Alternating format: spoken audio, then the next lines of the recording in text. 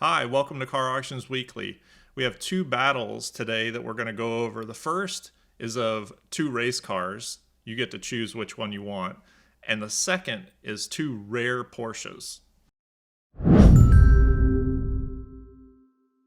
For the race cars, would you rather have the vintage race car that we're going to go over, or would you rather have the newer build of an older Porsche race car?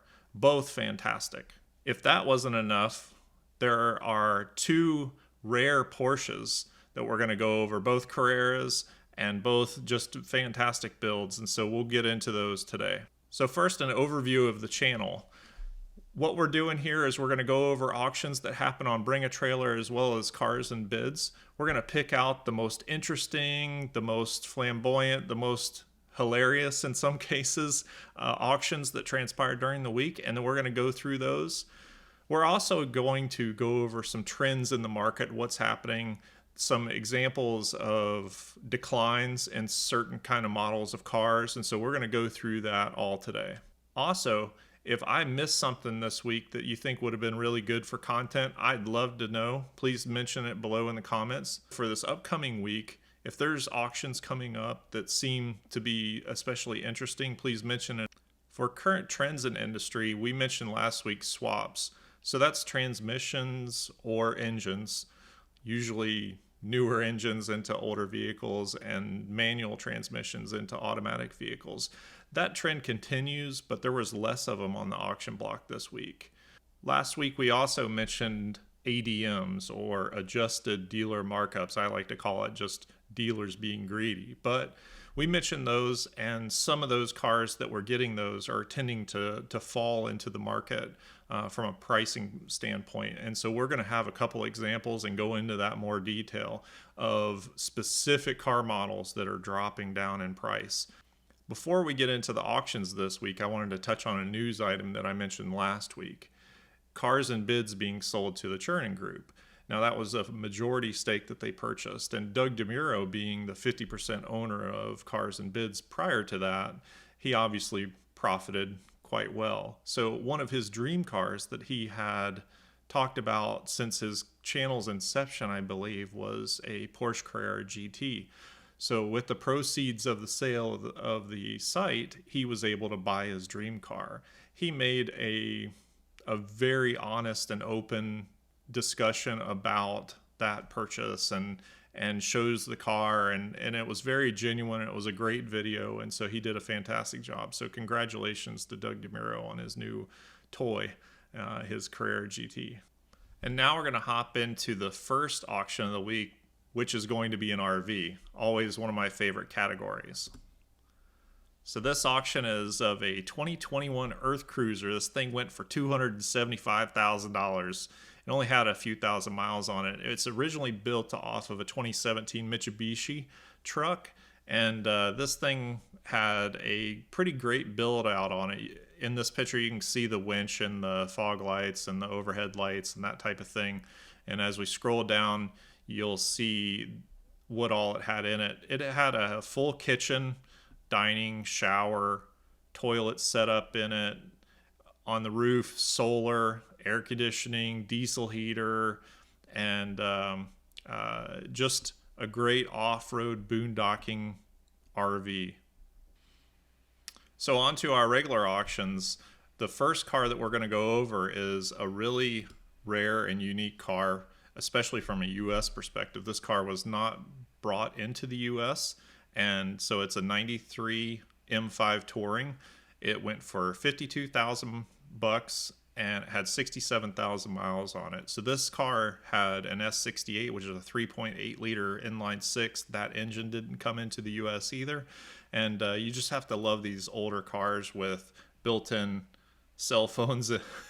And you know, it's just an antiquated thing, and it's always brings a smile to my face. On to our next auction is a 22 Bronco Raptor. And so the reason why I am speaking specifically about this Bronco Raptor is multiple reasons. And so the first reason, hey, it was a great sale. It's super cool, and there's a bunch of them going for sale right now. This one sold for $98,000. But we're going to get into a little bit of the detail behind the Raptor, the Bronco Raptor, and what's going on behind the scenes. So let's talk about Bronco Raptors and look at some of the data. I'm also going to add into this discussion the Mercedes AMG GTs. I know that it doesn't make a lot of sense adding that in there right now, but it will, I promise. So first, on this Bronco that's on screen, it had an MSRP of $80,000, give or take. And that's about where they're panning out. And so when they first started selling on Cars and Bids as well as on Bring a Trailer, they were bringing $125,000. And so they've really dropped down to this 84 to 100, if you will. And so a ton of them aren't making the reserve. So you may see people mention reserve not met. And so this is happening a lot on these Bronco Raptors. So they've really taken a decline in market price, or auction price, if you will, and so they're dropping down. So the Mercedes AMG GT is a perfect example. I have a buddy who's kind of interested in one, and so we've been watching them and keeping track of them. And so they have several models, and it gets a little confusing. There's a GT Black Series, and those go for like $360,000. So I'm not including that in this conversation. But if you look at the chart on these things, you can see how there's a distinct decline, and it is dropping off precipitously. And so there's a lot of reserve not met on both the Bronco as well as the AMG, and I think it's a really interesting thing to keep track of. Many models, which I mentioned last week, like the 911 GT3s, those are not falling. M3s, E46 as well as E92, those things are getting top dollar still. But this segment, the Bronco Raptor and the AMG GT, they are falling.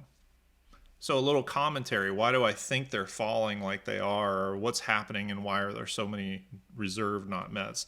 I think that the sellers aren't responding quickly to the market changing on them, and so they're still having high reserves. And the prices are coming in below, and so they're just as simple as that. And so eventually the market will adjust, or people will start paying enough so that they're not getting reserve not met and they're actually getting a sale. Okay, now we're going to hop into the Bring a Trailer auctions. And there's no smooth way to do this transition because we're talking about $100,000 killer trucks with great suspension and AMG GTs and all that kind of thing. And so we're going to hop in and look at a Chevy Chevette. I kid you not, folks. A Chevy Chevette sold for $21,000. Now, it was very low mileage and in really good shape. The outside looked a little rough, like it had been outside or in a barn at a minimum, but the inside was really clean. And it only had 5,000 miles, and it looked it as well. And so it wasn't pesos, it was dollars, $21,000. And funny story, I had a friend in high school that had one of these things, and it had a mural painted on the hood and a big stereo and Kragers and glass packs and all that. So now we're going to hop right into one of our two race cars that we talked about. The first is going to be this 82 928 that's set up as a full-on race car. So this is a fantastic build. It's really clean setup. It had a Halo driver's seat in it. Had the Gulf livery. You gotta love that.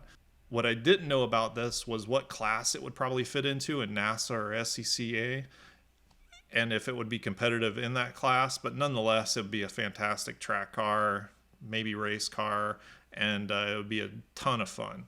So this is our first race car. Our second race car is a 65 Griffith. Now, I'll be honest, I didn't know anything about this car, so I did a little bit of research and that type of thing, and apparently it selling for 100 was a steal. Now, I'm not sure whether or not that's true, but it was a fantastic setup, and it was owned by the same family, as you can see, for the last 30 years. It had less than 200 of these were ever made, and so it's pretty rare, and I think it would be a fantastic vintage racer. This would be something that I would love to take to some vintage racing. So anyhow, which one would you guys like? Would you like the Porsche or would you like this Griffith? Now we're going to hop into our two Porsches, both of them very rare. The first one we're going to take a look at is this 94 911 Turbo.